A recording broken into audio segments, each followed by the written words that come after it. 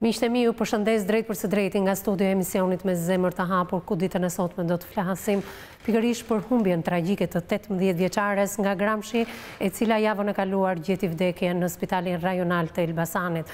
Familjarët, motrat dhe kunati flasin drejt për së drejti në këtë studio për të mësuar më shumë detaje. Fillimisht ndiqni materialin e përgatitur nga gazetarja dhe psikologja dhe rikthehemi jo vetëm me dy motrat dhe kunati në këtë studio, por edhe me avokatin dhe psikologën, pse jo në lidhje të drejt për drejt telefonike, ndoshta për herë të parë, mjekët dhe bluzat e bardha do të flasin përballë këtyre familjarëve të cilët kërkojnë shkakun e vdekjes së 18 vjecares, e cila ishte maturante dhe me plot ëndra për jetën. Ndiqni materialin.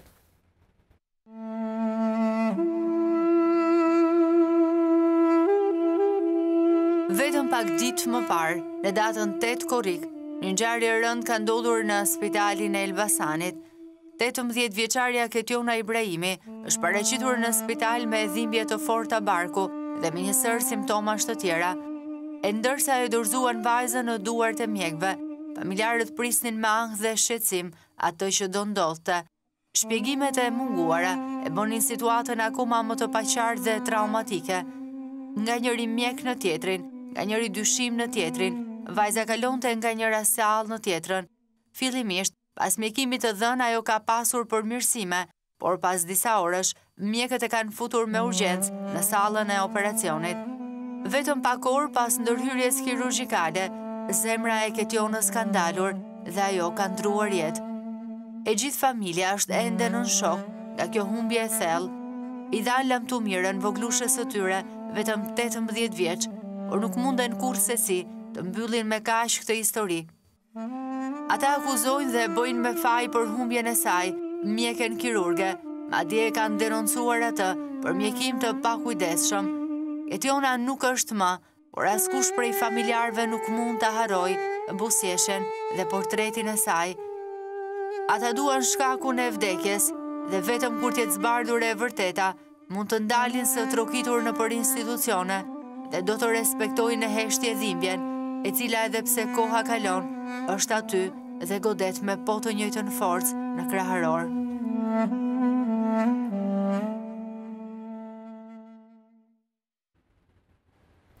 Çfarë ndodhi me motrën e këtyre? Kjo është pyetja që motrat ditën e sotme kërkojnë që drejt për së drejti nga studio e emisionit me Zemer të Hapur t'i thonë bluzave të bardha të Elbasanit. Askush nuk i ka thënë se çfarë ka ndodhur pikërisht me 18 vjeçaren.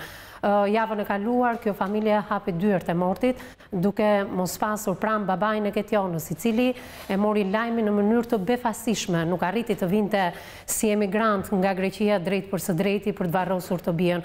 Kjo është një tjetër plagë e kësaj familje për të cilën do flasim hap pas hapi në këtë studio, që edhe për ne si gazetar, sepse ka vetëm pak ditë që ka ndodhur, do të jetë tepër e vështirë komunikimi me motrat dhe me kunatin në këtë studio. Kuptoni se prindrit që na ndjekin nga ekrani çfarë dhimbje apo shoku të madh psikologjik po kalojnë, jo vetëm për shkak të humbjes së voglushës së tyre, vetëm 18 vjeç me ëndra për jetën, një maturante e cila kishte për qëllim që në vjesht të këtij viti të fillonte studimet e larta, studimet të cilat nuk do t'i nisin më kurrë. Prindrit po na ndjekin drejt për së drejti, duhet të tregojmë të kujdesshëm edhe me ta. Shpresoj që ditën e sotme dikush të përgjigjet nga bluzat e bardha, në emër të tyre dikush të flasë se çfarë ndodhi pikërisht me këtë 18 vjeçare.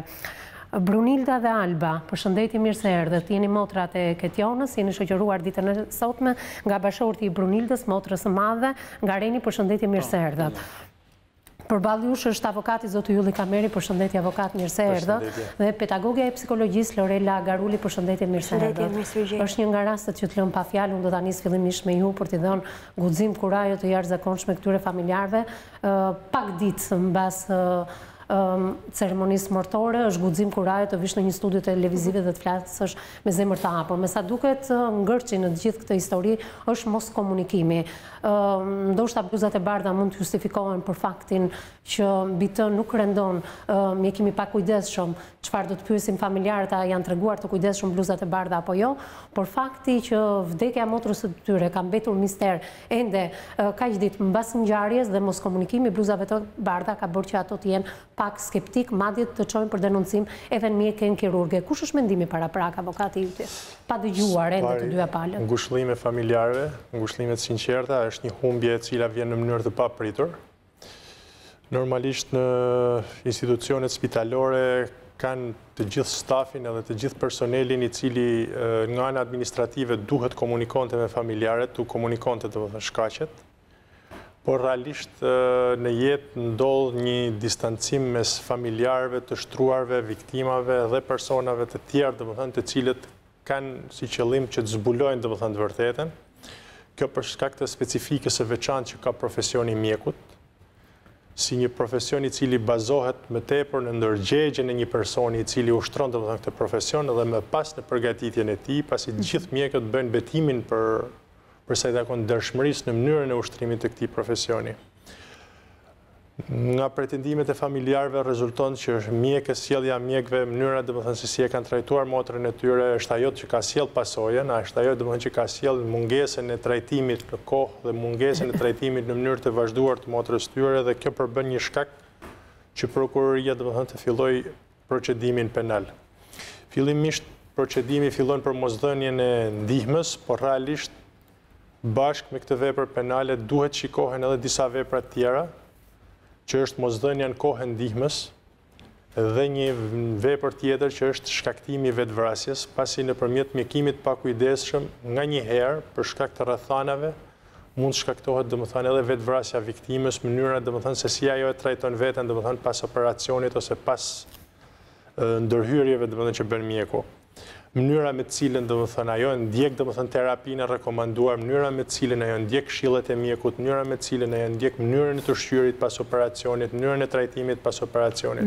Pra ka një sër faktorësh të cilët gjatë procesit procedural të hetimit të kësaj vepre penale duhet të verifikohen nga një akt ekspertimi. Dua të nisë fillimisht e ka me familjarët, sepse ato janë personat që tashmë e ndjejnë humbjen e personit tyre, e kanë prezent për ditë domethënë këtë humbje, është një boshllëk i cili duhet të plotësohet nëpërmjet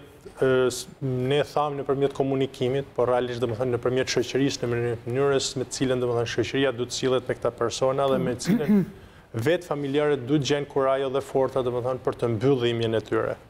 Dua të ndaloj në një pikë tjetër që ju kapët shumë mirë për sa i përket procedimit penal që ka nisur tashmë nga prokuroria e Elbasanit, po a duhet të ishte shoqëruar kjo edhe me pezullimin e mjekës nga detyra derisa të shprehen organet kompetente? Normalisht pezullimi nga detyra një mjeku vjen vetëm në rastin kur provat dhe dyshimet janë të arsyeshme, pra kanë kaluar nivelin e arsyes. Në rastin konkret referuar intervistave, po gjithsesi ne do komunikojmë edhe me familjarët gjatë këtij emisioni. Rezultojnë domethënë vetëm dyshimet të bazuara domethënë në indicje, të cilat nuk kanë arritur që të konkludojnë domethënë në dyshimin e arsyeshëm. Gjithsesi, prezenca ose jo domethënë e mjekës në punë është në dorën e drejtuesit së institucionit ose drejtuesit të institucionit spitalor, por për sa i takon disa profesioneve, ndërta domethënë edhe profesionit të mjekut, kujdesi i shoqërisë për të trajtuar mjekun duhet dhe është tepër i veçantë. Kjo për faktin sepse mjekët përballen përditshëm me vdekjen. Në rastin konkret kemi një rast të izoluar, por ato domethënë kanë përdit persona domethënë të cilët u ikin domethënë nga duart.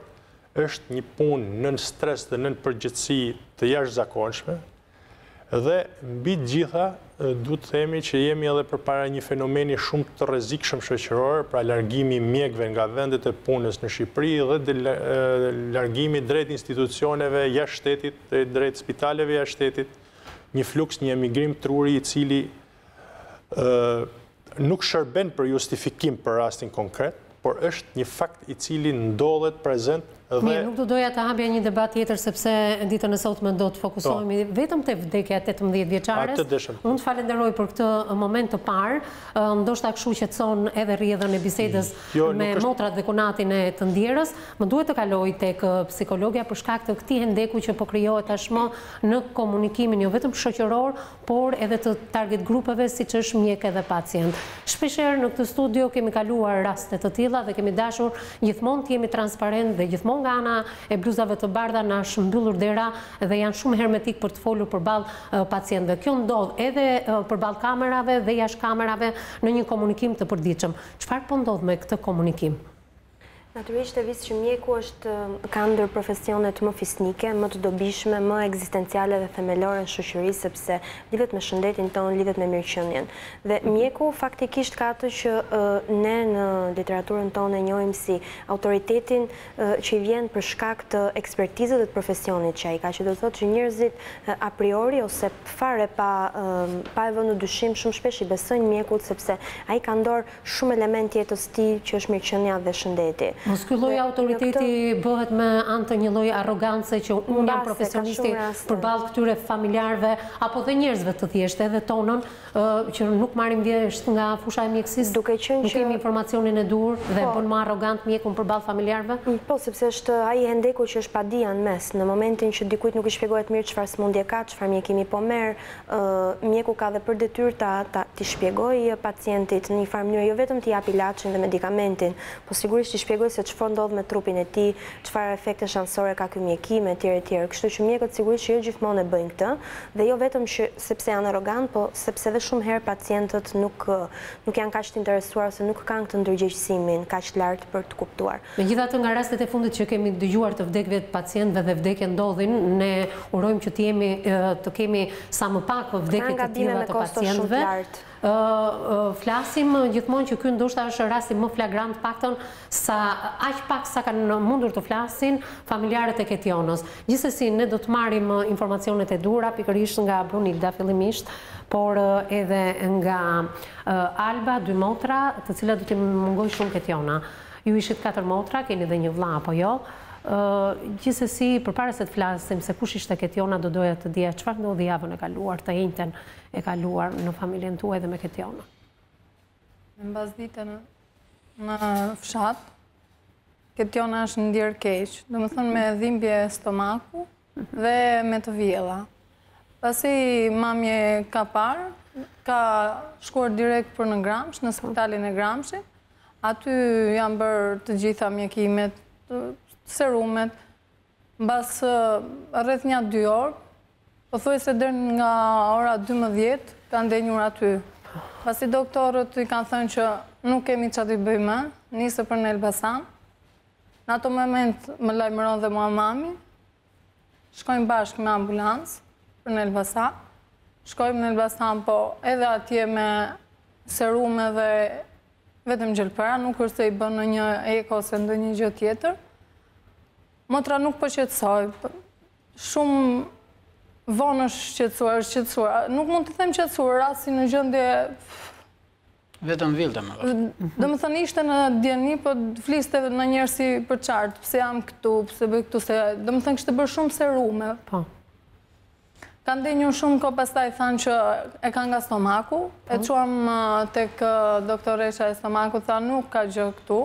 Nuk është për stomak, pasi prapë kanë kaluar të urgjenca. Dhe kemi pritur deri na thanë që doktori do vi tha në mëngjes. Ne i thamë që lajmërojnë se ajo nuk ndjet mirë. Jo, tha, ai mund të vinë në orën 7, mund të vinë në orën 8, mund të vinë dhe në orën 10. Tha, nuk mund ta zgjojmë. Po. Edhe nuk na erdhi njeri. Pastaj mbas orës rreth orës 9, se nuk është se i mbaj mend me saktësi orë. Na kanë çuar për eko, kemë bërë eko dhe na kanë thënë që ka për vezore lënga, me ato fjalët e tyre, domethënë që kishte probleme me vezoren. Po. Edhe duhet të operohet urgjentisht. Po. Pasi e çuan atje që i bën operacion, na thanë që e kontrolluam, domethënë motra nuk hyri direkt në operacion, priti atje. Mbasi hyri dhe doli që nuk ishte probleme me vezore, tha e hapëm, e shikuam, nuk ishte probleme me vezore, po presim të shikojmë çka ka. Ndërkohë që motra ishte operuar atje, na thanë që thash, po ku është doktoresha? Tha, prit se s'ka ardhur doktoresha që ta shikojnë çfarë ka. Domethënë ata akoma nuk ishte asgjë, nuk dinin se çfarë t'i bënin. Më fali, nuk ishin edhe në dieni vetë se çfarë po bënin, që të vish nga Gramshi, të vish të bësh një ditë ilaçe, të bësh një pastaj për çdyti sigurisht i makinë, jo ka këtë, jo ka atë. deri mëngjes, deri në 10 derisa operuan. I bëm analizat, gjitha vion shko poshtë e lartë në Analizat pashin që dalin mirë. Analizat mirë, të analizat e rozët e bardhës kanë dalë mirë, edhe në 10 operojnë. Pasi thot përvezojnë që operojnë, do presim doktoreshën tjetër, pa të vi ajo, ta shikoj që që mund bëjmë, dhe deri në moment. Të ashtu dhe në vetë nuk ishin dini se çfarë kishte. Me si mund ti ta operosh një person, që kur si ndini çfarë të bësh. Pra, ju thoni me pak fjalë pa pasur diagnozën e saktë, edhe pse janë bërë analizat e dura, i është bërë një eko, ju thoni që shkoj drejt sallës së operacionit, duke kryer një ndërhyrje në vezore, sepse ekoja këtë kishte konstatuar, thoni ju, dhe më pas, mbasi bën këtë ndërhyrje, nuk ishte asgjë në vezore, dhe më pas priste në sallën e operacionit. Priste në sallën e operacionit, nuk ishte doktorin tjetër pa të vinte, s'di se ku ishte, as një një shkuan, as gjë për gjë, në lanë aty si... Ndërkohë që motra ishte në sallë, na thonin që doktoresha nuk ka ardhur. Ajo doktoresha ishte brenda se nuk hyrin nga porta që ne e prisnim. I pyesnim që pse, kur do vinë doktoresha, ndërkohë ndoshta ajo nuk ka qenë mirë dhe nuk donin të na lajmëronin, ne ishim në ankth, pyesnim. Dilte njëja bënte, dilte tjetri nuk e dim, prisni. Operacioni ka zgjatur rreth 4 orë. Operacioni zgjati rreth 4 orë, apo jo? Na theksojmë që ka zgjatë operacioni 2. Të më thënë janë bërë 2 operacione. Jeni të sigur që ka pasur 2 ndërhyrje dhe pse jeni kaq të sigurt? Jam e sigurt se në momentin që e bëm për vezoren, na lajmëruan dhe na thanë që nuk kishte gjë. E hapëm, e pastruam, nuk kishte gjë. Po kur nuk kishte gjë, pse kishin pastruar? Kishte lënë, domethënë çfarë nuk po nxirrnin. Pastaj thanë që kishte probleme me tëmthin. Po. Bën dhe operacion nga tëmthi. Po. Edhe i hoqën tëmthin. Po. Pastaj po prap nuk ishte pas në tëmthi. E nxorën nga operacioni. Motra, nuk e di se të bësh 2 operacione, nuk e di reziston me aqa narkoz, nuk e di sa narkoz i kam bërë, sepse ajo 2 operacione. Dhe këtu theksojmë, pasi doli nga operacioni, thot, operuam nga tëmthi, por akoma nuk e dim se çfarë ka.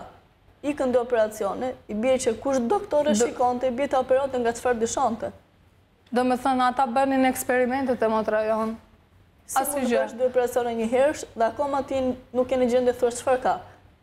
Dhe në momenti që doli u operua, bashkëshorti me të fejuarin e motrës, i dhanë ato... Këtë gjë ta them unë. Në moment që doli në sallë operacionit, doktoresh Ullin më dha me i kavanoz. Si mund t'javi doktoresh i kavanoz? Unë për punë shpejtësie, doja që të marrë punë, isha shumë nënë. Në aty, më dha me i plasmas, me vrap mora taksin për etik për në Tiranë, për të nxjerrë analizat. Edhe qëtë spitali Amerikan. E që ati, po, në i ke prasi shumë vap, shumë këshu, mora taksin, ka marrë taksin Kastile, për me shpej për të që atijet, marrë e punë, vetëm gjatë marrë e punë. Ndërkohë që kjo, e vetë e spitali Amerikan, më tha, emri, i thash është Juliana, nuk e di. Dhe po mbi emri nuk e di. Nga numër e telefonit, e marrë telefon se ngrenë. Ta pysa që është mirëmi që ta shkruaj këtu. Bjerë telefonit ish, marrë anusën, pysta aty, jo tani në vonë, ishim shumë në tension, a më kupton? Si për shemë gjithë personeli që pjesh i gjithë personeli. Me i staf mund të qosh një njëri që... Pra, erdhe në një spital privat, pikërisht këtu në Tiranë, me një qese që ja u dha vetë mjekja. Vetë nuk ja hapë, kisha frikave, nuk e dja se çfarë ishte. Që i hoqë motrën, me sa kuptonë pra ishte ky lëngu. Nuk e di farë, nuk e pash vetë. Thash lëngu është tëmë, nuk e di të gënjej. Mund të kështë qenë ose pjesë e tëmthi që pretendoj që... Ju e dërzuat në spitalin Amerikan këtu në Tiranë dhe çfarë ju thanë? Thanë, kjo do tha 10 dita që ta mbjellni me, se si tha me mbjellje, tha dhe mas 10 ditë dalin analizet, është ju lutem vetëm nxirrini, sa më shpejt. Jemi dorën tuaj, vetëm nxirë. Tashi, unë besoj që këto gjëra nuk do t'i conim ne personalisht. Personalisht, si mund t'i qoj unë? Këto gjëra do t'i cojnë doktorët apo vetë personeli tyre. Si mund t'i qoj ne personalisht? Mirë, unë do doja të dija ju si motra, sa u përfshit, bashkë edhe me nënën tuaj, bashkë edhe me... Ne ishim gjithë natë atje, gjithë në nëngë, thashë si loj, gjume, vetëm ujë pje. As një loj analiza. Ekoja ju është bërë me shumë vonesa, analizat janë bërë me shumë vonesa. Falë një sekundë. Dhe e keni drejtuar drejt sallës së operacionit. Por, me çfarë diagnoze? Për çfarë në një sallë operacionit duhet një diagnozë që edhe ju si familjarët... Nuk na thirrën, na thoshin, na thritin mua si burr me llaf, si burr dhe tjenë më ne Ketjonës, na thirrin ta thoshin këtu është problemi. Unë nuk del janë Elbasan, po ta dia kështu se kisha lënë atje. Ju vetë keni kërkuar ndonjëherë që nga ishim shumë tensionuar. Po kërkoj mamin që tha, më thonin qofse nuk është, jo tha, nuk mund ta çojmë tha sepse ajo nuk reziston. Domethënë ndërkohë këte na thoshin që nuk i kemi gjetur akoma diagnozën dhe nuk është mirë, këte thonin që nuk e çojmë dot. Kupton as pra ju e bët këtë kërkesë parashtruat dhe nuk ja u pranuan. Mami e kërkoj. Nuk pastaj kishim edhe këtë frikën se kishim ndoshta mos kishte komplikacione se 2 operacione. Bruna, gjithmonë këmbguli ke 2 operacione. Pra, është hapur fillimisht në vezore. Sepse kanë dalë vetë edhe na kanë thënë që e hapën për vezore nuk kishte gjë. Pastaj edhe tëmthin që e çoj për analizë, për mëtutje, jam shumë e sigurt. Unë do doja të dija të flisim edhe pak për rafatet kohore. Do doja fillimisht të riktheheshim edhe një herë në Gramshi. Nga momenti që shfaqi dhimbjet e para në unë do të them diçka, me që është dhe avokati këtu përballë. Po. Si ka mundësi që në këtë shtet kur vllai ka qenë në Greqi për i mball për imbushje, tha do të përgjigjem, mi dhanë me telefonit. Ne të vejgjel, ju paraqit moment. Tham, dhe më mball e paraqit moment, kurse këtu bëhet fjalë për jetë njeriu. Edhe të vish që në orën 10 jetë pacienti kur i pa të gjitha që ishin bërë në Gramsh, ke kartel ke gjitha. E ti bësh prapë është dytë ta frysh, dhe të presësh dhe në orën 8 i thash doktorin gjesë ju lutë dhe shikoj se bëjtë embargo, silli stomak ju lutë, vetëm silli një ta shikoj. Nuk vin tani, pse tha, nuk vin tani, ja mirë është. Por e thash, është mërë, thot vdiqja, si thot që është mirë. Shfalloj, institucionar është që ju nuk keni pasur, me sa duket nuk ka pasur atë përkushtimin e dur, ka kërkuar mjekën mënyra se si këta e përshkruan, është ajo neglizhenca.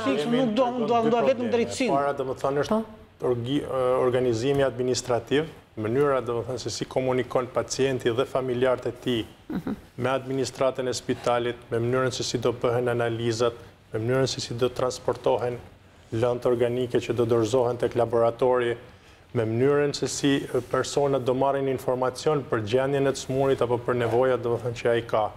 Kjo është spari domethënë organizimi administrativ. Dhe në këtë organizim administrativ ekziston pastaj në mënyrë të posaçme domethënë vepra penale e mjekimit pa kujdesshëm i cili mund të jetë bërë gjatë operacionit parë, gjatë operacionit dytë. Nëse pam dhe vetë do të ishte një që ta shikonte aty. Klinikën ambulatore në Gramshi ose pranë mjekut të familjes, ose domethënë gjatë mënyrës domethënë me cilën është trajtuar viktima pas operacioneve. 18 vjeçaria ka shkuar drejt sallës operacionit pa pasur një diagnozë të saktë. Po, kjo tregon nevojën e një akti ekspertimi i cili bëhet patjetër më një herë domethënë nga prokuroria. Nuk bëjmë fjalë për shkakun e vdekjes, bëjmë fjalë për të qetësuar familjarët, që ata domethënë të informohen në kohë për sa i takon gjendjes, në mënyrë që provat të mos ndryshojnë gjatë kohës, gjatë I keni këto dyshime që edhe mundet atëherë diçka duhet kemi parasysh. Prandaj pyeta për procedimin penal që duhet shkonte me pezullimin nga detyrat të mjekes, jo për faktin ta pezullojmë mjeken se ta bëjmë me faj, por për faktin që mund të zhduken këto prova për cilat ju flisni. Pikë pari kallëzimi rezulton i bërë ndaj hallkës fundit të organizimit spitalor që është mjekja. Në qoftë se domethënë unë lexoj mirë materialin dhe në qoftë se unë i kuptova mirë familjarët e viktimës. Motra e tyre ka pasur probleme, është trajtuar në mënyrë të vazhdueshme dhe hallka e fundit domethënë që ka qenë mjekja e cila ka kryer operacionin.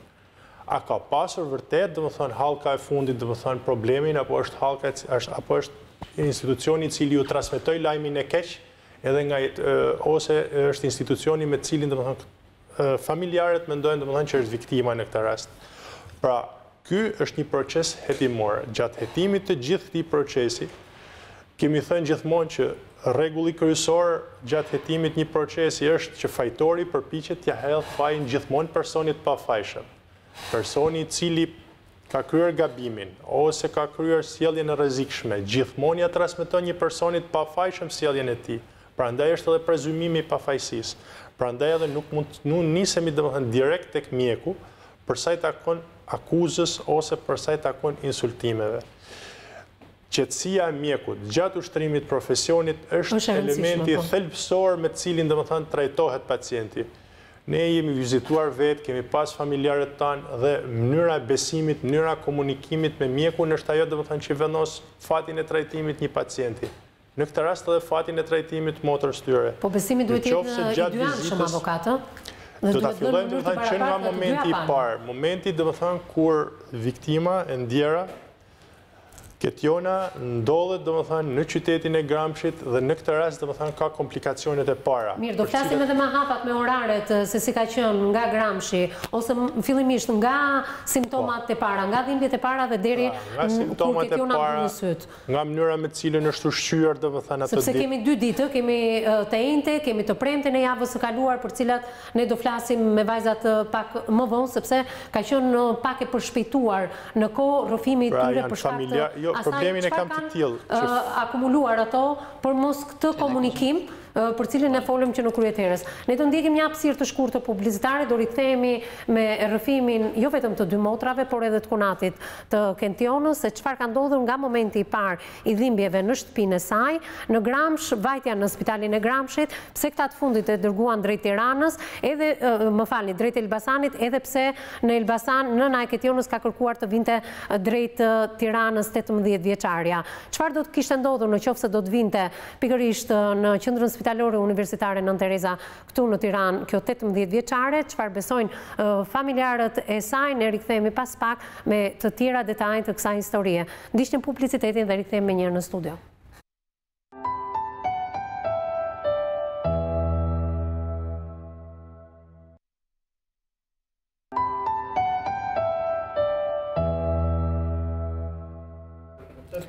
Miqtë e mi, jemi rikthyer përsëri në transmetim të drejt për drejt, ashtu siç e ndiqni gjithmonë edhe nga plani i madh i regjisë, mbasi dalim në hapësira publicitare dhe rikthehemi në këtë studio, gjithmonë ka diskutime midis panelit të profesionistëve dhe të ftuarve, të cilët janë ditën e sotme personazhe që vinë me një dhimbje të madhe. Vetëm pak ditë më parë është larguar Ketjona Ibrahimit, 18 vjeç, një maturante, një vajzë e shkëlqyer, e cila shkoi me dhimbje të forta drejt spitalit të Gramshit, të njëjtën e kaluar të javës që sapo lam pas, dhe do doja të dija kur kanë nisur ato dhimbjet e para ditën e njëjtë të Ketjonës.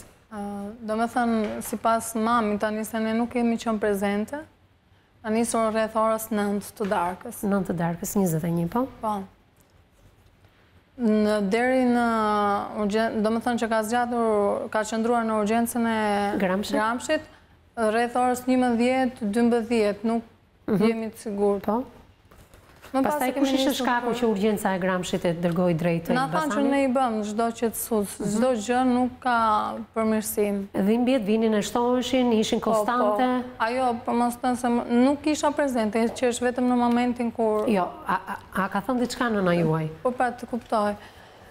Sa vinin, ajo vetëm bërtiste, do më thënë nuk ishte asnjë lloj përmirësimi. Edhe mbas qetësuesve që bëheshin? Fare, asgjë. Dhe gjatë kësaj ore jeni lajmëruar dhe ju për të shkuar në Elbasan? Dhe gjatë rrugës që ne kemi, derisa kemi mbërrit në Elbasan, po njëjta gjë, motra vetëm bërtiste dhe kishte dhimbje të forta. Sa të shpeshta ishin të vjellat e Ketjonës? Po gjatë rrugës kanë qenë 5-6 herë mos më... 5-6 herë? Po, kishte, si ta them në fjalën popullore, nuk është se vilte, po kishte thjesht vrerë, se ajo kishte kaqor. Po. Vetëm në ndikimin e serumeve. Mirë, rreth orës 24, duke gdhir dita e premte javës së kaluar, ju keni arritur në spitalin e Elbasanit. Çfarë ndodhi aty? Kush ju priti? Do më thënë, na pret mjeku, doktori që do i bënte gjë për stomakun, do e kontrollonte. Ishte mjekëroje? Mjekëroje. Ishte mjekëroje, nuk ishte ai i stomakut. I dur, po? Ishte i bënë qetësues. Ju e shoqëruat nga Gramshi drejt Elbasanit me një epikriz, apo me një kartel, apo edhe me medikamentet dhe serumet që Ketjona kishte marrë në Gramsh? Do më thënë, me ne erdhi edhe doktori, apo infermieri i Gramshit, dhe ndoshta aia ka dhënë, do më thënë, ja shpjegoj, po. Ja ka shpjeguar. Po, çfarë ju tha mjekuroja? Na tha që s'ka që do I bëjmë do më thënë këto qetësusët, këto gjëlpëra dhe pritë se do qetësohet, deri në mëngjes. Deri rreth çfarë ore? Nga 24 e mbrëmjes deri në orën 7 mëngjesit, po. Po, është qetësuar nga ora 7, 6:30, 7. Arriti të qetësohej pra. Qetësohet, do më thënë kishte ja bënte ankoj, për jo do më thënë si kishte rënë pak ritmi I dhimbjeve. Kishte rënë pak ritmi I dhimbjeve, apo jo? Brumil, po. Pastaj mbas orës 7 mëngjesit çfarë ndodhi? Na thanë që do prisni doktorin e stomakut. Na thanë që do vinë 7:30. Më thënë pritëm gjithë natën, na thanë vetëm për doktorin, na thanë se parë doktorin nuk mund ta nxjerrin. Doktori nuk erdhi. I thamë që ku është doktori, pse s'po vjen? E po tani u përgjigj një doktor, nëse mund ta zgjojmë nga gjumi, tha, haj, mund të vinë 8:30, mund të vinë 9, mund të vinë dhe 10, tha. Po si, thamë ne, ajo po ndjet keq. Po mirë, tha, çojni njërë t'i bëj një për stomakun nga kirurgje, do më thënë që ishte... Një vizit. Po. Shkuam atje, edhe atje po prap I bën ilaç, thashun, po ajo me serume është në gopur, thash që po I bëni? Tha, jo, po I bëjmë atë që si ka bërë këta, tha, për stomakun. Tani aj ta kuptoja që po I bëni. Thashun, po ku është doktoresha, pse nuk po vjen? Ja, tha, po vjen. Nese edhe doktoresha erdi pak më vërnes, tha, unë përthik jam këtu, tha, po nuk është. Prap e këthujem në urgjencë, ndej një pak, pasaj kemi quar lartë tek ginekologjia që I bën edhe këtë përvezore. Po. Aty do më thënë na kam bërë eko. Çfarë ore është bërë ekoja? Nga ora 7 e mëngjesit dhe gjitha këto sorollatje? Po, rreth orës 9 ose 10. Po, mbas 3 orësh është bërë një eko. U sorollat, sa me në katë, sa zbriste, do më thënë, ipte nga ros. Nuk kishte pikë fuqie, thjesht e mbaja unë pikuri se nuk kishte më. Të kuptoj. Aty do më thënë, vajtëm lartë na thanë që do e operojmë. Do më thënë shpejt e shpejt, nuk është e na thanë që prit njërë, ata duhet na informonin mirë në me saktësi edhe mua, jo vetëm maman time, se ne ishim edhe motra, duhet na mernin, duhet na thonin qa ka motra, si duhet, ose në rast se gjërat nuk shkojnë mirë, ju ne duhet firmosim diku, duhet bënim diçka, duhet na informonin, asë gjë su bën nga këto. Dhe në për këta jemi shumë të revoltuar, pas ta e morën direkt të futën në operacion, pas e futën në operacion ne e pytëm që si po zgjatë, se o vonua. Jo prit se do vinë doktoresha, prit se do vinë doktoresha. Dhe aty pas ta e kanë dalë dhe na kanë thënë që nuk kishte gjë nga vezore. Thjesht një lëngë shu I bën një pastrim, e as këtë se kuptuam nëse qa lëngu I hoqën. Pas ta I thamë, po doktoresha ku ashtë? Prita se s'kartë, doktoresha nga jo port nuk hyri. Doktoresha mund të qenë edhe brenda. Pas ta në thënë që jo që në tëmëthim. Sa zgjati gjithë kjo procedurë? Se ju po deklaroni që rreth orës 10 ka nisur këto procedurat të cilat folët së fundmi. Sa zgjatën?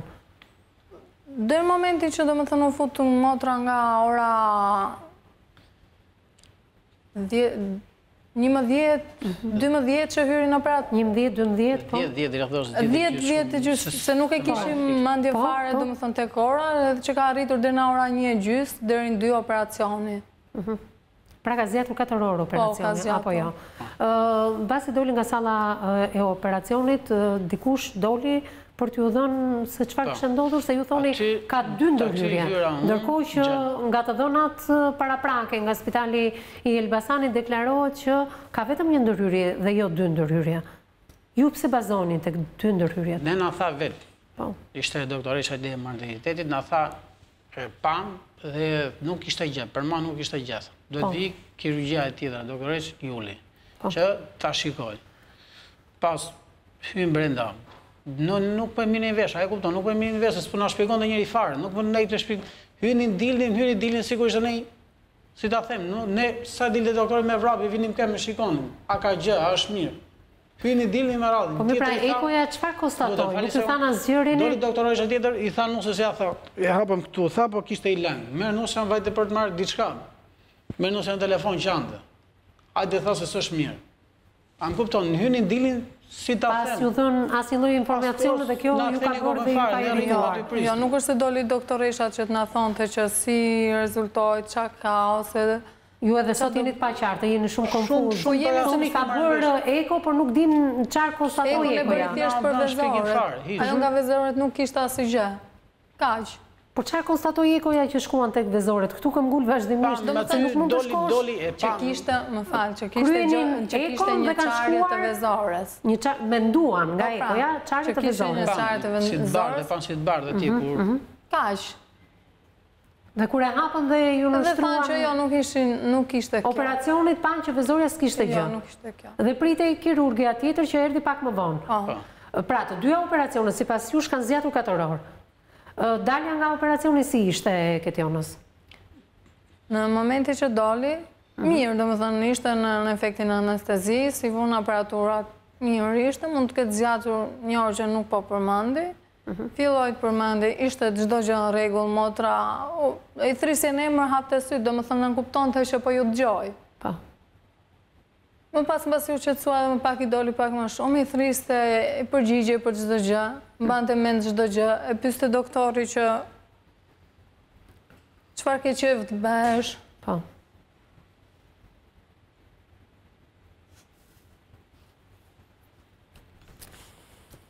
Kthente përgjigje?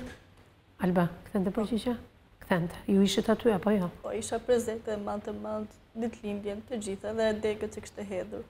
Sa zgjati ky komunikim? Sepse e stimulonte mjeku ndoshta? Rreth një orë. Një orë komunikonte vazhdimisht.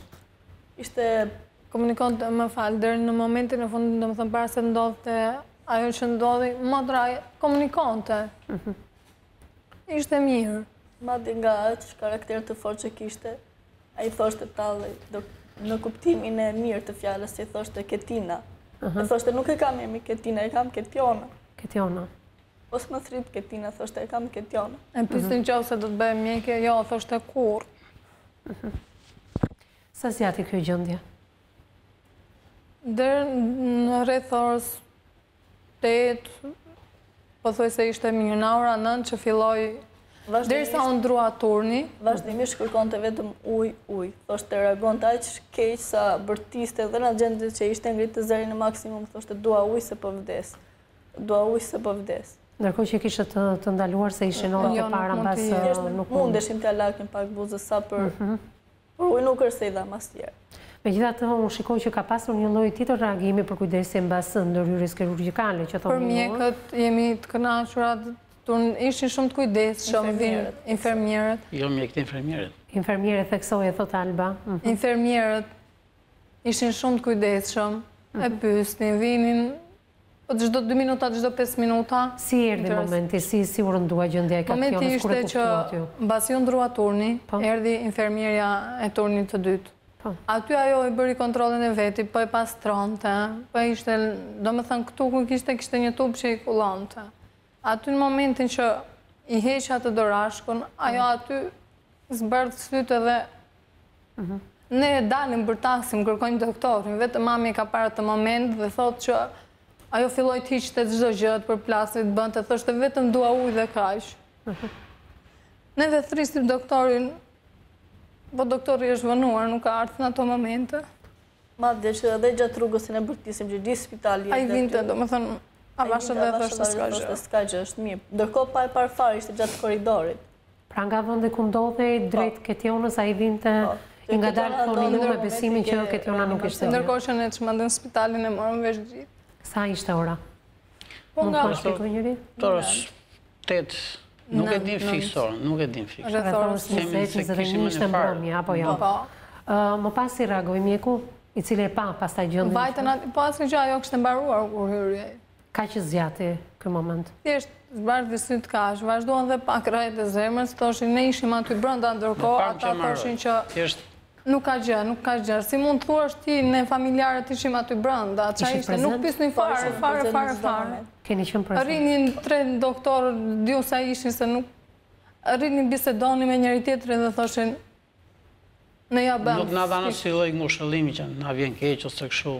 Fare ikën direkt. Patën asnjë lloj gjë. Me mjeken e cila kreu edhe operacionin e Ketjonës, keni mundur, sepse ju keni një emër konkret që i keni quar në prokurori tashmë, se ka nisur procedimi penal, siç folëm pak më parë me avokatin. Keni dashur të komunikoni, të sqaroni ndonjë gjë, Për çfarë ne s'ke shpjegim aty na javi më? Ne ishim aty gjithë ditën, pa do të kjo lloj gjare, do na javi shpjegimin më. Momentin që ndodhi... Ju vetë kërkuat edhe nuk janë ndodhi, do me thënë ajo duhet të shpjegohesh, çfarë ndodhi, çfarë pati goca, pse arriti deri në këtë gjë. Po në fund fare, mbasi motra kishte mbaruar, thanë që kishte probleme me mëshkrit. E ka problem familjar, gjenetik. Si mund të rezistoj, 18 vjeç, pa pasur asnjë lloj gjëje. Asnjë lloj simptom. Po sikur ta kishte patur, pse se përcaktuan, pse e bën ashtu, pse nuk na thanë. Se arritën gjëra deri atje dhe thoshin jo, se kemi ne bëm çdo gjë. Pra, shkaku i vdekjes thoni ju është ndryshëm me ato çfarë kanë pretenduar përpara. Tani ndalin dhe thonë se të gjente vdekjen Ketjona. Në vetëm hamendësim, as ata sot nuk jam e sigurt që nuk shfaqin asnjë lloj informacioni sakt. Kush shkon thot informacionin e vet me hamendësimet e tyre. Sa besoni se do zbardhet e vërteta dhe do gjendet shkaku i vërtet që edhe ju të jeni më të qetë dhe shpirti saj të pretë në paqe? E theksojmë këtë. Si? Në këtë vend që jetojmë ne asnjë nuk është për të zbardhur. Gjithmonë i lihet të ndjerës faj edhe pse ajo vojti shumë. E vështirë në fakt komunikimi është ende herët ata nuk e kanë marrë veten nga ajo që kanë kaluar javën e kaluar. Gjithsesi do doja të pyesja pak më shumë për ëndrat e saj, por e pashë preken familjarët dhe nuk do doja të luanim me ndjenjat e tyre po. Dhe ne prandaj erdhëm këtu që të bëhet publike ta marrin vesh gjithë.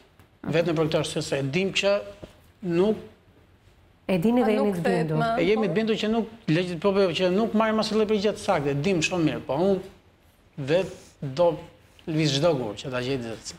Mirë, ndërkohë që gazetarja dhe psikologja Evis Ahmeti ditën e sotme ka dashur që bluzat e bardha të Elbasanit me në krye drejtorin e spitalit Elbasanit të ishte përballë familjarëve dhe të jepte një përgjigje. Mbasi ka dërguar një mesazh sepse nuk e ngrente telefonin, ky i fundit ka deklaruar që është në një mbledhje pranë bashkisë Elbasanit dhe nuk mund të përgjigjet do drejt për së drejti në studion e emisionit me Zemer të Hapur. Ndërkohë që kolegu Fatmir Popja nga Elbasani ka marrë këtë prononcim të shkurtër të zotit Alban Hoxha, i cili është drejtori i spitalit rajonal të Elbasanit. E ndjekim prononcimin e tij dhe rikthehemi. Kush është mendimi i familjarëve në lidhje me këtë deklaratë të tij? Një 18 vjeçare nga fshati Shënmërisë i Gramshit ka humbur jetën pas një ndërhyrje kirurgjikale. Ketjona Ibrahimit ndërroi jetë në rrethana ende të paqarta pasi u nënshtrua një operacioni në spitalin e Elbasanit. Familjarët akuzojnë mjekët e Elbasanit për neglizhencë, pasi sipas tyre nuk përcaktuan diagnozën e saktë dhe e sorollatën marrjen e trupit pasi e reja ndroi jetë. Në një komunikim për News 24, familjarët thonë se fillimisht mëngjesin e së premtes, vajzën e çuan në spitalin e Gramshit pasi kishte dhimbje të forta në bark dhe të vjella. Por këta të fundit e referuan rastin në spitalin e Elbasanit për mjekim më të specializuar. Më pas, vajza u dërguar në urgjencën e spitalit e Elbasanit dhe më pas në kirurgji dhe e përfundoi në pavionin e ginekologjisë, ku edhe u dyshua për ndonjë komplikacion vezore. Mëngjesin e së shtunës pas konsultave dhe ekzaminimeve nga mjekët, u vendosi në nënshtrojën ndërhyrjes kirurgjikale. Në një deklarat për mediat në drejtori i shërbimeve klinike pranë spitalit e Elbasanit, shpreh se pas kryerjes operacionit nuk është gjetur çrregullim në këtë pjesë të trupit, por në hapësirën e barkut është konstatuar një sasi lëngu. Për këtë qëllim është kërkuar ndihma e mjekut kirurg, konkretisht mjekes Juli Maksuti, e cila ka kryer pastrimin e lëngut dhe më pas vajza është dërguar në reanimacion. Nga ora 14 e pasdites deri rreth orës 19:30, vajza ishte në gjendje të stabilizuar, por pas 30 minutash, pacientja pësoi arrest kardiak dhe u deklarua e vdekur. Mjekët e Elbasanit dyshojnë se 18 vjeçarja ndërroi jetë për shkak të një tromboemboli pulmonare, komplikacioni rënd vdekje prurës. Ata dyshojnë se vajza mund të ketë vuajtur apo mund të ketë lindur me probleme në mushkëri, por që fatkeqësisht asnjëherë nuk është mësuar nga familjarët apo vetë ajo. Jemi rikthyer në studio, pra kjo është dinamika që gazetarët kanë përgatitur në lidhje me ngjarjen. Pra, kjo kronik zbardh hapasapi edhe në orare se kur keni vajtur fillimisht dhe kur kanë qenë simptomat deri në përfundim të mbylljes së syve të vetë motrës tuaj. Keni qenë dhe kanë qenë korrekt gazetarët në lidhje me dhënien e këtij informacionit? Me oraret besoj se po. Me oraret po. Për sa i përket diagnozave, shkaku të vdekjes nuk jeni. Jo. Se? Se janë informacione që gazetarët i marrin drejt për së drejti nga vetë spitali. Është mëlçia, është mëshkria. Po? Disa kishin thënë që jepet që është ngatrimi i zorrë, që kjo s'është përmendur asnjëherë, as nga vetë doktorët jo.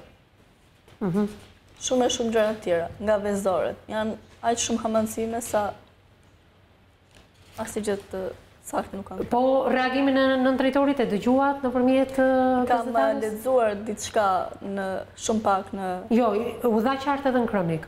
Në internet e lexova që ishte theksuar që ja tregon familjarëve gjendjen e mëshkrive. Kjo s'është as pak e saktë, ne nuk na kanë thënë këtë për mëshkrit. Jo, më ta shikonim ne vetë me sy tonë gjendjen e mëshkrive. Pra nuk jeni dakord, nuk kanë një komunikim korrekt. Do kishte probleme me mëshkrit se hoqën temë, se bërë operacion përvezore, ta përcaktonin që në fillim, ose të thonin që se bëjmë dot, dërgojnë një tjetër. Na kishin thënë dhe kishim çuar dhe jashtë shtetit. Nuk na sjaru. Ndoshta gjendja është mirë, është mirë, kishim çuar jashtë shtetit. Nuk e linim këtu, po se edhe unë vetë ne nuk le asnjë këtu në Shqipëri që të vizitoj, se kam jetuar dhe jashtë, kam parë çfarë lloj kulture, çfarë lloj mikpritje sjarojnë, bëjnë, jo si këtu. Ose aq më pak. Te kishim çuar jashtë, nuk e kishim lënë. Dhe këtë kemi vënë veten shumë në siklet parasysh se edhe ne familjarët dhe jema. Gjithmonë themi pse se çojmë jashtë. Dhe sot thot.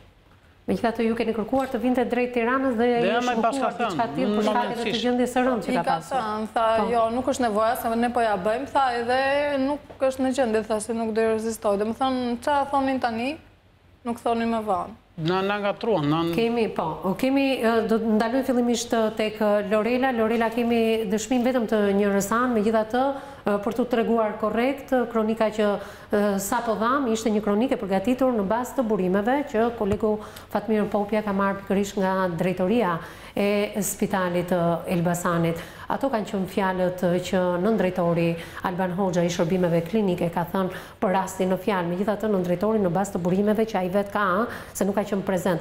Prandaj komunikimi është shumë i rëndësishëm mjek-pacient, se po të nxjerrim mjekët jam e sigurt që të thonë ne ja u kemi thënë dhe shpjeguar familjarëve, ndërkohë që familjarët thonë dhe reagojnë gjithmonë që nuk kemi një shpjegim nga ana e bluzave të bardha, jo vetëm për rastin konkret, po për të gjitha rastet në përgjithësi do doja të dija.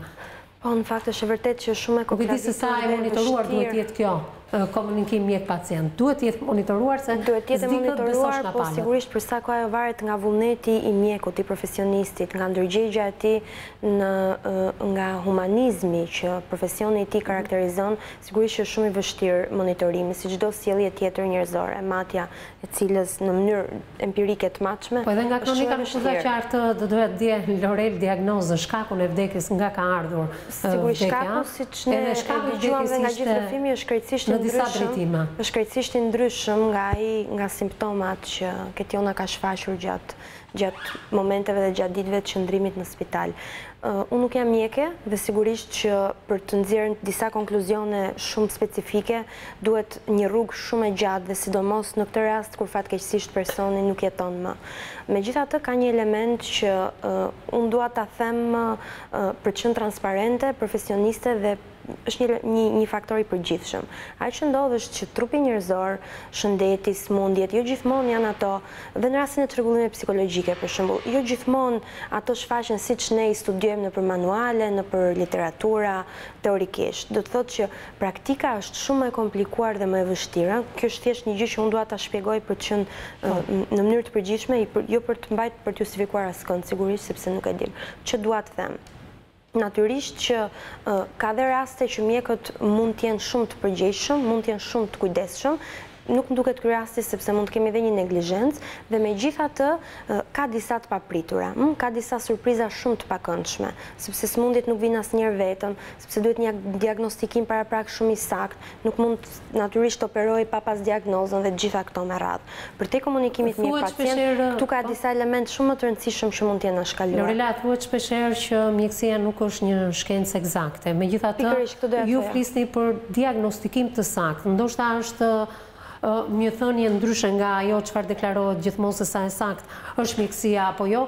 Unë do t'i rikthem këtij fakti, vetëm familjarët kanë qenë shumë të saktë, ndihmuar edhe nga kronika në orare se si ka ndodhur me Ketjonën, referuar jo familjarëve, por referuar të gjithave të dhënave që kolegu Fatmir Popja ka marrë nga spitali Elbasanit, çfarë do të thotë që ka një përputhje midis këtyre familjarëve dhe referencave që vetë spitali ka thënë. Por, sa herë që ne duam të jemi transparent pa mbajtur krahun e asnjërs palë, shikohet se sa të qetë janë këta familjarë. E para punës, në momentin që ndron jetë 18 vjeçarja, me këtë rini që mua më shfaqet në këtë studio pak ditë mbas ngjarjes së rënd, besoj se duhet kishe guxim dhe kurajo të merrje dikë dhe të komunikoje se çfarë ka ndodhur me motrën e tyre, është e drejtë, por edhe ditën e sotme, edhe nëpërmjet kësaj largësie, nëpërmjet lidhjes telefonike askush nuk guxon nuk guxon të japi informacion dikush përballë këtyre. Prandaj këtu do fokusohemi ditën e sotme. Unë do doja të isha në krahun e bluzave të bardha, se shpeshherë ka edhe qytetarë të cilët i rëndojnë me të padrejtë, ndoshta në shumicën e rasteve ndoshta jo, por gjithsesi sa herë mundohemi të kemi bluzat e bardha në këtë studio, gjithmonë është e njëjta tablo. Ata heqin. Publicitet rikthehemi një herë në studio.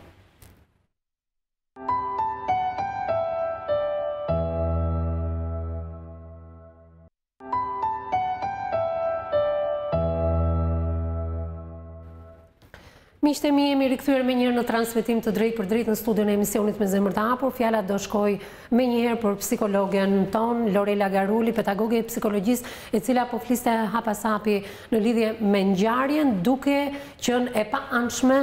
Fillimisht do donim dhe të ishim në krahun e këtyre familjarëve, po heshtja e mjekëve, bluzave të bardha, edhe nëpërmjet një lidhje telefonike, për t'i dhënë përgjigje disa pyetjeve që mund të kenë familjarët dhe që ndoshta ne nuk ja japim ditën e sotme në këtë studio, dhe kaq nuk e kanë bërë bluzat e bardha ditën e sotme. Pse?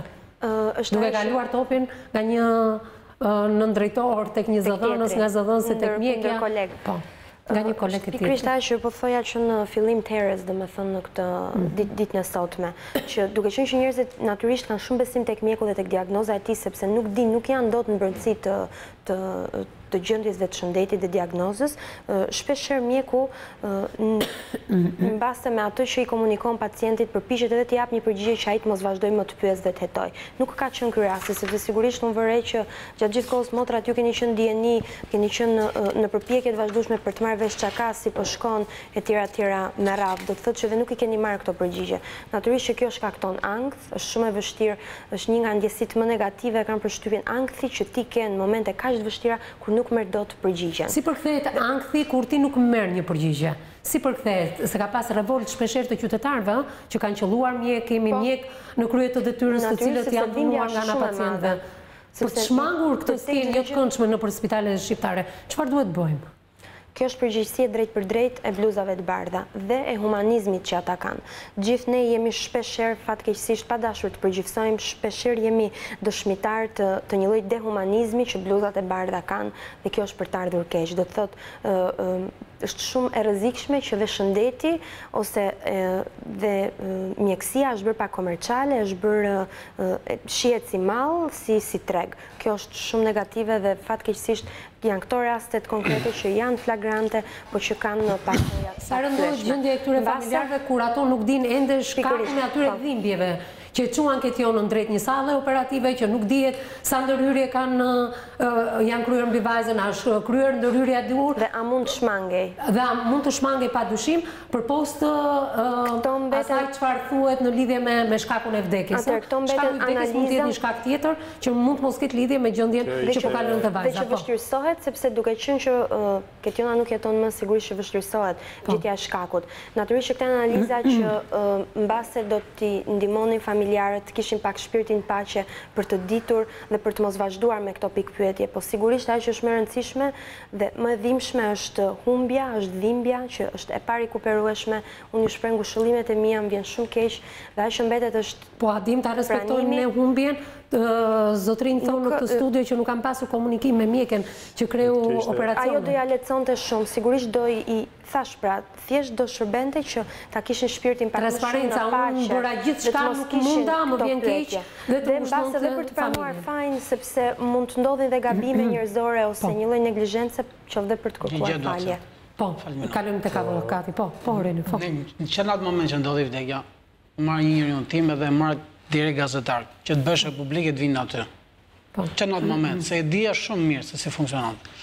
Edhe, kjo ishte, edhe dyta, do a them që ty si avokat, që në atë orë që është truar pacientja, një pyetje kështu, dhe deri në këtë orar, deri në orën 8, deri në orën 10, nuk dhe analizat i bëm, analizat dalin miros dhe bardha, janë qik larta. Çfarë më shpjegon ti me këtë arsye, që si mund të vinë njëri? Për këtë që pyete, çfarë datëlindje të saktë ka pas motra juaj? I kishte mbushur? 17 prill. 17 prill e kujt viti? 99. 99. Pra i kishte mbushur 18 vjeç. Po.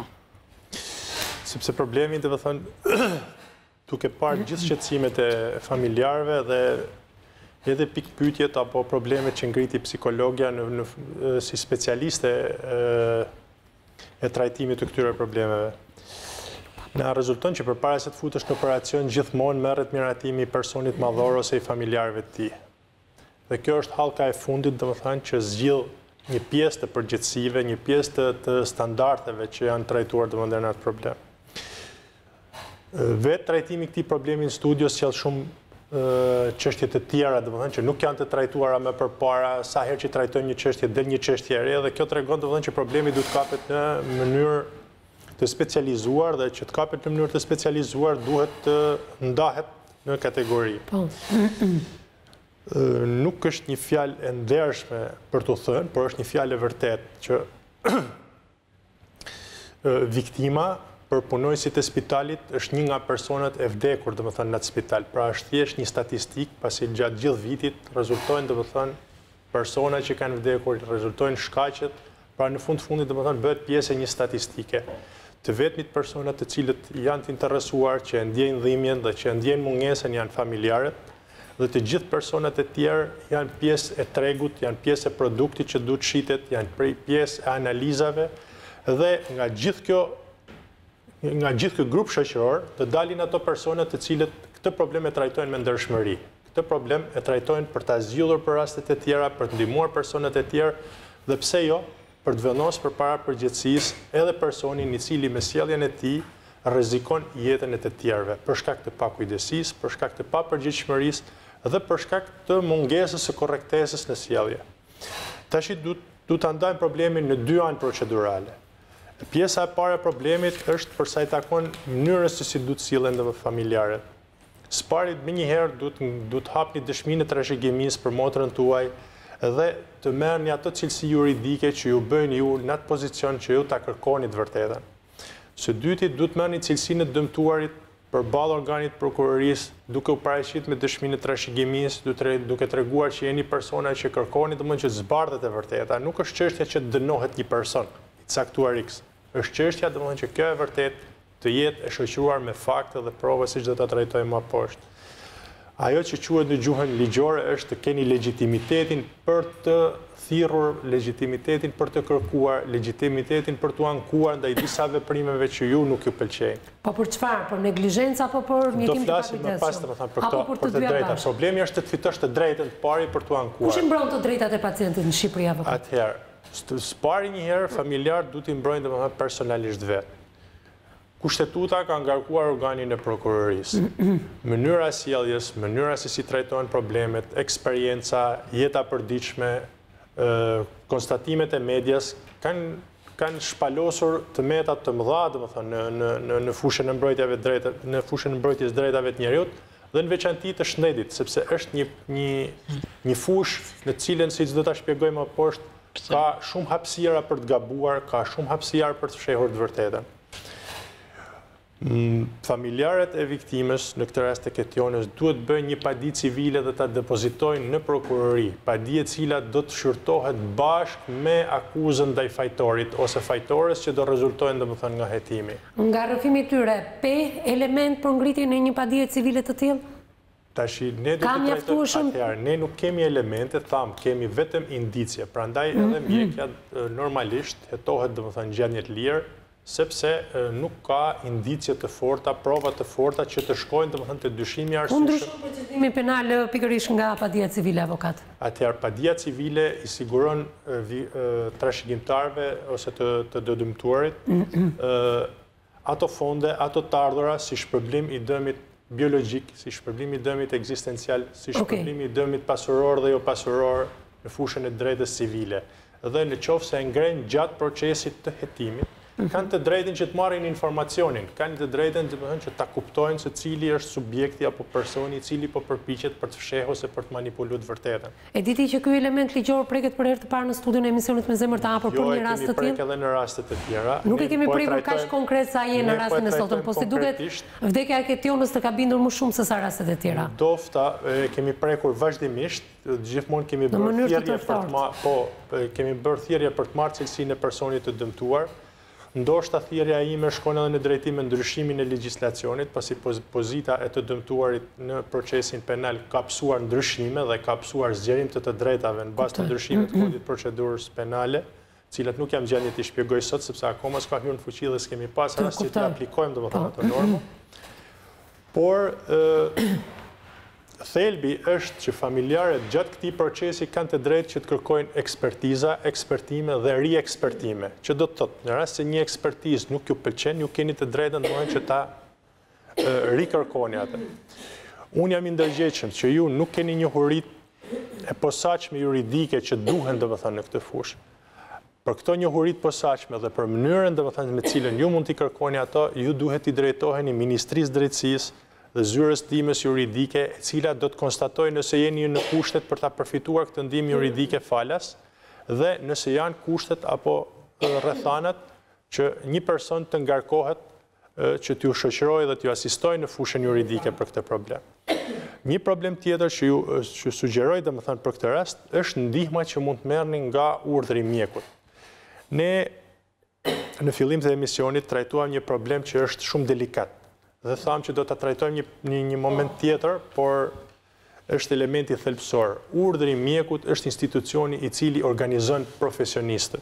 Profesionistët janë të bashkuar në organizata, ashtu si që janë avokat në dhomën e avokatisë, noterët në dhomën e noterisë, mjekët tek urdhri i mjekut, farmacistët tek urdhri i specialistit, sot fundmi urdhri psikologut. Urdhri psikologut, do të thënë patjetër. Pra, janë organizime dhe bashkime profesionale të cilat kanë standarde që nuk përputhen me standardet tuaja, por mund të ndihmojnë dhe mund të sugjerojnë ndryshime në strukturë dhe në mbrojtjen e interesave të personave të tjerë për cilët mendoj që qëllimi i ardhjes domethënë në këtë studio është që ju të gjeni aleanca të reja që të ndihmojnë që të qetësoni shpirtin, të qetësoni moralin dhe të trajtoni domethënë problemin në atë mënyrë siç do ta kërkonte edhe motra juaj domethënë për një person pasi ka ikur në një moshë e cila domethënë shoqërohet bashkë me pafajësinë. Pra një moshë 18 vjeçare, një gjë domethënë që nuk duhet falet.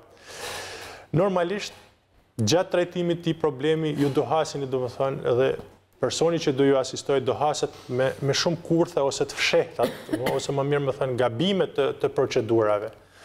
Mund të kemi gabime të mjekësisë, që do të thotë për sa i takon ekzaminimit të smundjes së saktë, mund të ketë domethënë një kurth të gabuar për shkak të gabimeve laboratorike, për shkak të gabimit të literaturës, për shkak të gabimit të arsimimit, sepse ndryshe trajtohet një smundje në Angli, ndryshe trajtohet në Francë, ndryshe trajtohet në Bashkimin Sovjetik, ndryshe në Kinë, ndryshe në Shqipëri dhe ndryshe në Maqedoni, që do të thotë nuk ka një standard domethënë për të trajtuar një smundje.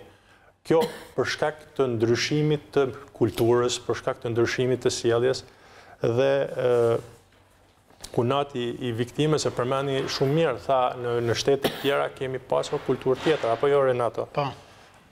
Reni. Pra nuk majnë përgjithësi fare të mbyllin telefonin. Problemi pra është pikë pari domethënë gabimi i mjekësisë, që është domethënë diçka domethënë e pakonceptueshme për mënyrën se si e trajtohet domethënë një Po lëvizjet administrative ku vetë pacientit I duhet të udhtojë nga Elbasanit drejt Tiranës me diçka që nuk di se çfarë po bën. Unë e bërë, më falë, unë e bërë mund të jetë edhe një gabim. Unë e bërë, një sekund të lutem. Unë e bërë se pashë po zvarriteshin. Dhe doja të vija sa më shpejt vetë dhe kuptova. Dhe doja të vija një orë, një sekundë më parë. Kërkoj që Ketjona ndjerti ishte ende doja të isha më mirë. Prandaj vajte, por të është si rregull, nuk donte ta bënte këtë, do t'i këtë vetë, nuk I lejohet.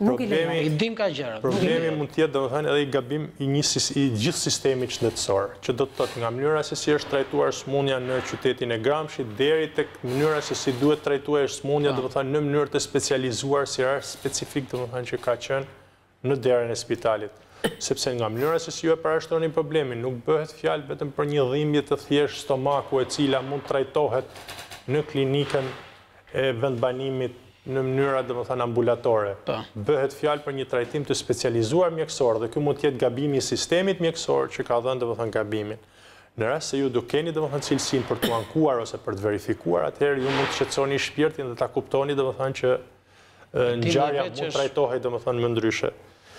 Gjithashtu mund të kemi domethënë gabime të personelit, që do të thotë nga mënyra se si e parashtruan problemin, kishim kontakte me persona të cilat një pjesë e tyre mund të mos jenë fare të autorizuar që të flasin në emër të personelit. Kuptoj. Familjarët të personit shtruar në spital nuk ju duhet fare kur vjen mjeku, si vjen mjeku, në çfarë zgjodh nga gjumi, në çfarë vjen nga gjumi, sepse kjo është domethënë një tragjedi vetvete ta trajtosh domethënë. Edhe nga personi, nga roja I spitalit dhe personi I cili u ka dhënë domethënë informacion është një person I pa autorizuar I cili çon në dyshime të krejt parësyshme dhe krejt kota. Në një kohë që në këtë rast do kishte një trajtim të rregullt, një marrje informacionin nga personi I duhur dhe gjithashtu domethënë një marrje informacioni në mënyrë humane, pikërisht për problemin domethënë që ke, jo të flasësh domethënë për. Megjithatë, jo më kot kërkuam orare, do doja një mendim paramprak. Vajtja e Ketjonës së ndjer tashmë me familjarët e saj, me nënën, por edhe me motrat nga Gramshi, shoqëruar me infermier dhe duhet theksuar kjo drejt spitalit të Elbasanit ka qenë në orën 24 të mbrëmjes të ditës së njëjte, duke u gdhir dita e premte dhe nga ora 24 deri rreth orës 10 të ditës së premte ju e dëgjuat se sa ndërhyrje apo ndihmë I është dhënë të ndjerës nga stafi mjekësor. Duhet të kishim një përshpejtim të gjitha procedurave, kryerjes analizave, ekos, ardhjes me urgjencë të mjekës kirurge dhe ndoshta plotësimi dëshirës së nënës për ta sjellë drejt Tiranës. Janë disa elementë që duhem invazuar. Nuk ka ndodhur. Tashti nuk ka ndodhur pra. Nuk ka ndodhur, por problemi është që pasi ndodh ngjarja, domethënë nuk mund të ngrejmë alibi domethënë të kota. Do flasim domethënë me arsye në mënyrë domethënë që të rregullojmë. Po duam përgjigje që s'po I marrim avokat. Por ndoshta ti jeni pak skeptik sepse ndihmon palën tjetër e cila nuk është Ne na çoni për analizë. Jo, pa anshëm e ndihmon në lidhje me detajet që ndoshta pozicioni gazetarët nuk I ndihmon. Për shkak të prokurorisë që po heton. Na zvarrizin çonte 1-2 lart, shko bë analizat, shko bën ka vajt 50 ka vajt vet. Zvarrit me karrocë, si mund ta çosh ti pacient me karrocë? Nuk kërkon ta shtjelloj me detaje për t'ju ardhur në ndihmë ju dhe hetimeve që të kryen të paanshme avokati.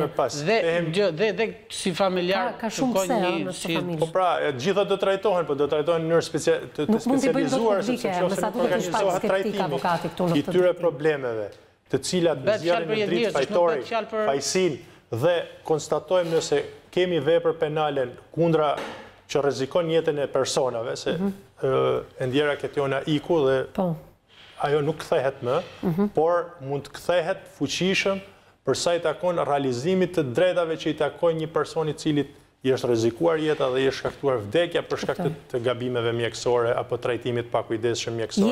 Je I bindur këtu në këtë pikë avokat? Po, kjo gjë domethënë gjithmonë do diskutohet sepse tham, gabimet e mjekëve I mbulon pllaka e varrit, është fjalë e vjetër domethënë dhe është e mbyllur. Ç'a gabon mjeku domethënë kështu shkon. Ndërsa gabimet e njerëzve edhe mund të lexohen. Ne kemi të mjekimi pa kujdesshëm, kemi mjekim pa kujdesshëm nga mjeku profesionist dhe nga personeli mjekësor. Këtu duhet bëjmë domethënë një dallim se mund të mos jetë vetëm njëri fajtori, por mund të jetë një strukturë I madh mjekësh domethënë që kanë gabuar. Ka vajtur zinxhir thoni ju. Po, sepse prandaj thash, kemi domethënë gabimet nga diagnoza, sepse personi I cili e kuroi parë e ka stimuluar viktimen me ilaçe dhe psikologja me trajtoj dhe me shpjegoj që sorumet edhe ilaçet që jepen në klinika janë për të qetësuar dhimbjet dhe kjo mund të ketë efekt kundërt, mund të ketë efekt rëndimin e situatës, fshehjen e faktorit. E fakti që shkaku I vdekjes është gjakun mushkëri, mund të ketë ardhur nga smundja mushkërive, ose nga gabimet gjatë kryerjes operacionit, ose për shkak të ushqimeve të gabuara që mund të ketë ngrënë viktima. Ka dhe raste komplikacionesh, ne nuk e dim konkretisht që janë nga ato krallat që 1 milion për shembull dhe mund të ndodhi. Mirë, pra, kjo duhet prandaj dhe është I saktë avokatit përpara se... Thehemi edhe një herë në origjinë, si tham, ne të gjithë jemi aktorë të cilë duam të ndihmojmë familjarët. Vetëm familjarët e ndjejnë dhimbjen. Në qoftë se familjarët do sqarohen për të vërtetën, dhimbja atyre do zbutet, do paksohet, nuk do rëndohet, nuk do ketë trauma dhe jeta atyre mund të vazhdojnë rregullisht. Pra nuk u morë me çështjen penale të kësaj çështje, po u morë pikërisht me çeljen e trashëgimisë. Jo, janë të gjitha elementet të veprës penale. I themi ne ana objektive, mënyra se si është kryer vepra penale. Janë gjitha këto që duhet shkojnë në vendin e vet dhe të nxjerrin përgjegjësinë.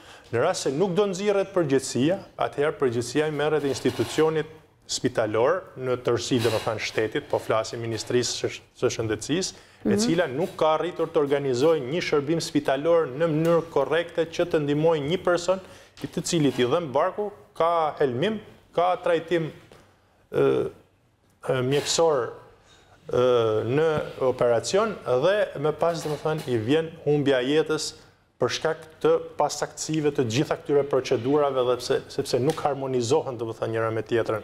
Dhe Ministria e Shëndetësisë, organi spitalor në Elbasanit është përgjegjës për humbjen e jetës së personit cilin e ka pranuar për ta kuruar dhe për t'i shëruar jetën aq më shumë. Se jo më kote pyeta familjarët sa orë ka zgjat nga momenti I konstatimit deri në përfundim. Sepse 24 orë... Më shumë se sa 24 orë. Më shumë se sa 24 orë tregojnë përgjegjësi të institucionit spitalor në organizim administrativ. Në qoftë se do kishte më pak se 24 orë avokat? Mund të jetë çështje çasti, çështje urgjente, çështje orësh, kjo është një çështje që vendoset nga gjykata. Po fakti që ka zgjatur më shumë se sa 24 orë, do të thotë ka qenë mundësia për t'i ardhur në ndihmë 18 vjeçares. Kjo do trajtohet më pas, nëse janë respektuar gjitha standardet. Nëse ka shkelje të detyrimeve që ka personeli mjekësor, nëse vetë faktet përbëjnë shkak për pasur përgjegjësi penale. Ne rekomanduam padinë civile për të kontrolluar procesin penal. Nuk rekomanduam padinë civile për të fituar para, për të bërë të pasur familjarët. Vjen shumë keq. Megjithatë padinë civile duhet ngritur sepse ndihmon shumë edhe procedimin penal për të marrë përgjigje të atyre që ju kërkuan. Jo sepse familjarëve nuk u intereson ky problem. Jo sepse familjarët nuk janë të interesuar që të rregullojnë jetën e tyre, që të zbusin dhimbjen e tyre nëpërmjet mirëqenies ekonomike. Jo se familjarët siç ndodh rëndom në botë për shkak të sistemit taksave, të mos krijojnë fondacione për të mbrojtur këto viktima, sepse nuk janë një person e dy persone të cilët u ikën jeta për shkaqe të gabimeve mjekësore, por janë shumë persona të cilët duhet sigurohen, duhet të jenë të sigurt në momentin që shkojnë në dyert e një spitali shtetëror ose në dyert e një spitali privat. Nuk duhet të kenë frikë për sa I takon kryerjes hapave procedurale për të kërkuar të drejtat e tyre. Dhe në fund do jemi edhe te procesi I analizës tërësore pastaj.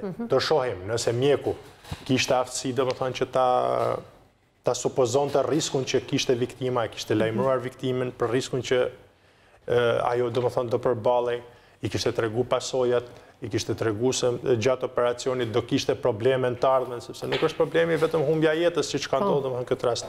Mund të humbasësh veti të tjera, humbje të aftësisë për punë, humbje të aftësisë mendore. Gjë që familjarët shpjeguan që nuk ka pasur sepse ky është problemi. Reagimi të mjekut në këtë drejtim. Dhe normalisht ka ikur viktima dhe mjeku mund të shfaqsohet që kanë folur me viktimën, po ama duhet të jetë shëshuar. Në ato kushte që ka qenë viktima, mund të komunikojë vetëm me një viktimë 18 vjeçare pa komunikuar me familjarët? Ka zotësi të plot veprimi dhe mund të komunikohet me viktimën. Sepse viktima, pra pacient në atë kohë kur ka komunikuar me mjekun, siç thua ti avokat. Kjo është çështje standardit, ka një kod deontologjik. I bie që ka qenë në shok të madh psikologjik për shkak të dhimbjeve që ka pasur, ka qenë aftë e ndjera të kupton të çfarë po i thoshte mjeku? Tash, kjo është çështje fakti. Efektet që do kishte ndërhyrja? Kjo është çështje fakti. Do shikohet, domethënë, mënyra dhe standardi me cilën operon Spitali i Elbasanit, domethënë, për të tilla raste, sepse është Unë falenderoj shtetësore tek e cila beson një popullsi prej 150.000 banorësh, domethënë, Spitali i Elbasanit është qendër shumë e rëndësishme shtetësore dhe normalisht duhet të ofrojnë, domethënë, garancitë e nevojshme. Mirë, unë ju falenderoj të dyve për prezencën në këtë studio përballë këtyre familjarëve. Unë shpresoj që kemi ndihmuar shumë familjarët edhe jo vetëm, sepse ndiqemi nga shumë teleshikues të cilët ndoshta kërkojnë të marrin informacione. Megjithatë, avokati ishte sa skeptika që dhe i drejtë në mënyrë të tërthortë, ai i dha disa mundësi familjarëve tuaj në këtë transmetim të drejtë për drejtë për të mos ndikuar edhe në palën tjetër për të marrë masat për të rikuperuar atë që ka ndodhur tashmë në familjen tuaj dhe që nuk ka më kthim mbrapa. Tashmë në familjen tuaj mungon Ketjona, 18 vjeçe me plotë ëndra për jetën. Nuk patëm pak mundësi të flisnim për ëndrat dhe dëshirat e saj sepse e pash që u përlotët. Reni, ke diçka të fundit për të më thënë se do t'ju marr një nga një? Çfarë thuash? Një moment që vete, një person që vete në spital me kaq orë zgjatura. Çfarë pret? Pra, ishte më shumë se 24 orë. Asnjë gjë, çfarë pret? Mendoja. Vesh që në 10 në Gramshi, të lutem. Për prezencën tuaj këtu. Faleminderit. Dofta për të parën herë do kundërshtoj gazetaren drejtuese të emisionit që motra juaj nuk ka humbur për sa kohë që ju vazhdoni domethënë të kërkoni drejtat e saj, vazhdoni të kërkoni atë që mund ta realizonte ajo dhe mund ta realizoni edhe ju në dobi domethënë të tjerëve. Jo, këtë dështa të çfarë pret këtu? Që dhe një ismor, që në orën 10 në Gramshi, ta sorollasin e deri ditën tjetër në. Çfarë do t'i thojë Reni të gjithë atyre që po na ndjekin? Çfarë do të them, s'ka si lloj. Që kanë të tilla përvoja, qytetarë të thjeshtë që ndoshta kanë frikë në këto përvoja. Çfarë do të them, dhe vetë njerëzit e dinë për ditë flasin nëpër spitale, nëpër shoh e dinë. Dhe atë diçka aty e pash.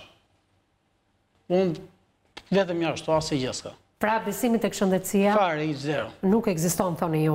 Nuk Alba, ka mundësi fare. Një thirrje të fundit. Fundit është kërkojmë publikisht një asistent ligjor falas, sepse ne nuk mundi ta ndjekim ekonomikisht këtë gjë.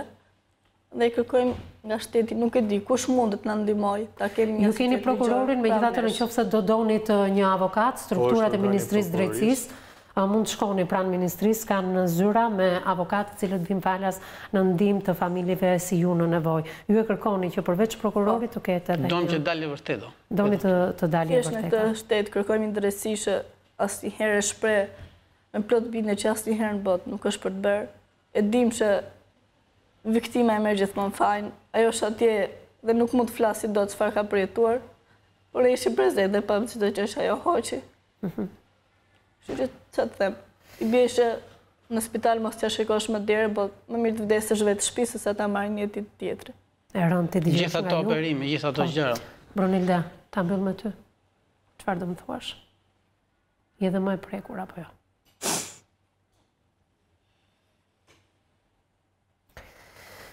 Mirë, nuk ka mundur të flasi Brunilda drejt për drejt, edhe pse ka qenë më aktive ditën e sotme për treguar hapas hapi se çfarë ndodhi me motrën e tyre. Kuptohet që në këtë familje Ketjona do mungoj, do t'i mungoj kësaj familje, do t'i mungoj shoqërisë, do të na mungoj të gjithë neve, sepse Ketjona ishte një vajzë plot ëndra.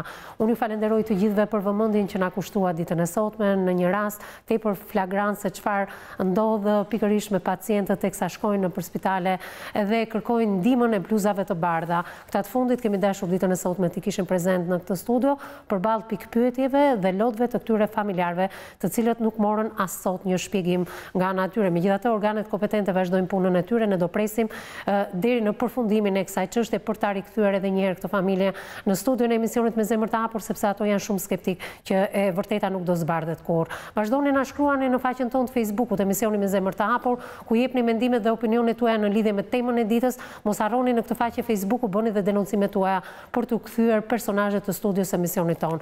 Ndërkohë të gjithë ju që nuk keni pasur mundësi të na ndiqni live drejt për së drejti në televizionin News 24, na gjeni edhe në kanalin ton zyrtar në YouTube, Gazeta Shqiptare Online dhe në agjencinë e lajmeve Balkan Web. Bashkë takohemi nesër në mesditë. Deri atëherë mbas ditës të këndshme.